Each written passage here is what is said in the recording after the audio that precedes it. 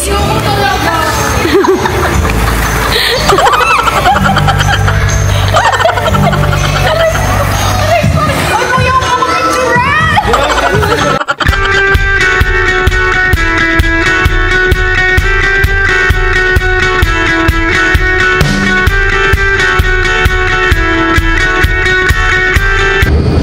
Castle. Ayan ang the vineyard. Asan na yung ticket mo, ma'am? Eh, papasok na kami sa Disneyland ng Philippines. J. Castle.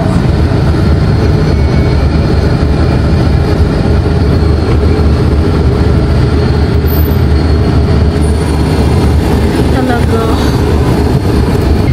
Yun ang view ng Taal Lake. Hi guys! Dito kami ngayon sa J. Castle sa Tanawan, Batangas. Papasukin namin itong castle na Disneyland ng Philippines. Kaya kung hindi nyo afford pumunta sa ibang bansa para mag-load ng show ng Disneyland, dito na kayo pumunta sa Tanawan, Batangas. Ayan, dito pa kami sa labas. Tara guys, pasukin natin. Ayan, papasok na kami guys sa loob. Ito yung entrance. Ayan, walang tao mamayang gabi. Maganda ito, may show. Ang entrance fee pala dito ay 750 yung binayaran namin kasi sa Kulok kami kumuha. And pwede naman walk-in kaso lang mas mahal. Nasa 950 yata ang price. Kaya mas maganda pa rin kumuha pag sa Kulok. Entrance ni J. Castle.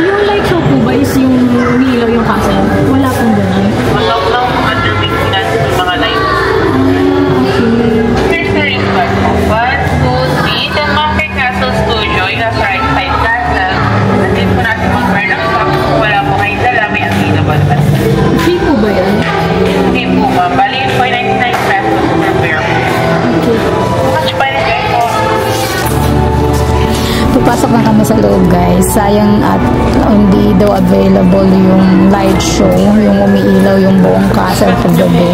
Under maintenance pa daw. Ready na ng mga bag mo po. Mag-check na lang po, ma'am.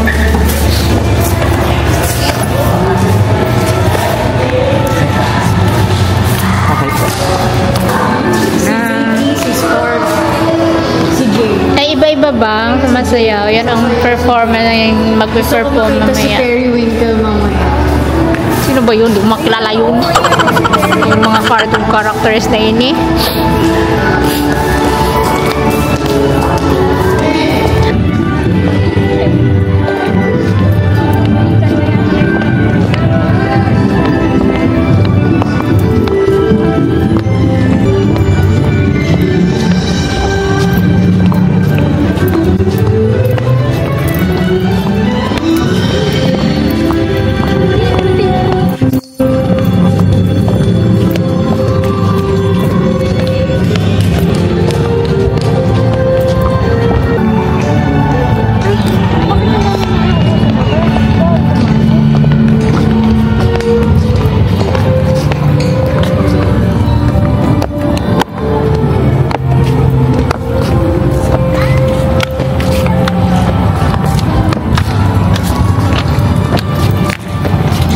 Papasukin namin ngayon guys yung Castle Pop. Hindi ko alam kung ano yung mga palabas dito sa loob. Pero tarapin na natin. Gawin namin dito magbaril. Ito yung cartoon character.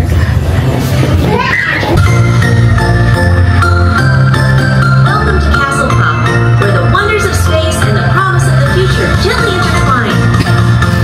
Here, amidst the stars, every path leads to discovery, and every moment is a step into the unknown.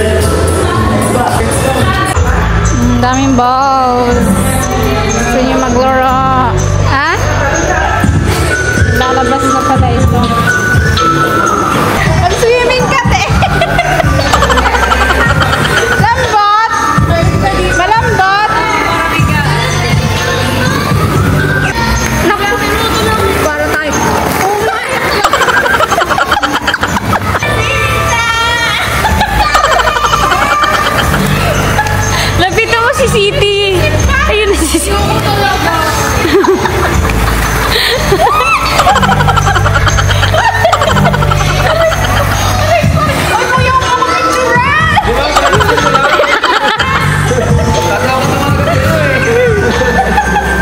Let's go! Ano oras na? 4:52. Paglabas, wala pa.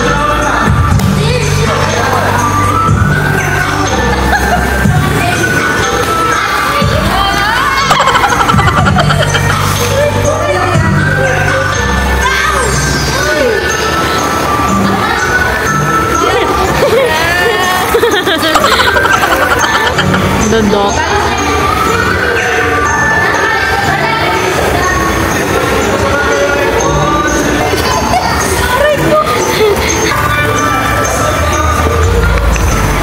Masarap, malamig. Panoorin natin guys yung mascot dance performance. Sayang nga lang at walang ilaw yung castle, buong castle habang sumasayaw sila. Maganda sana.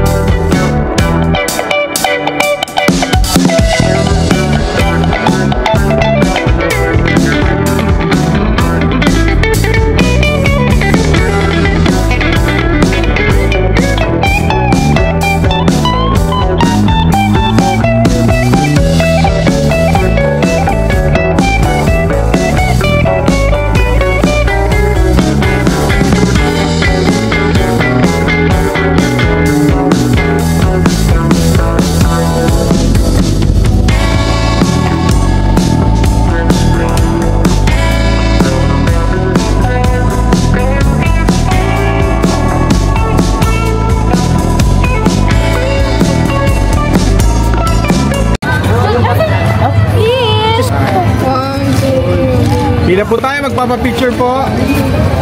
Okay. Thank you. Hindi na kami nakapasok sa isang area ng pasyalan dito guys, yung Castle Studio.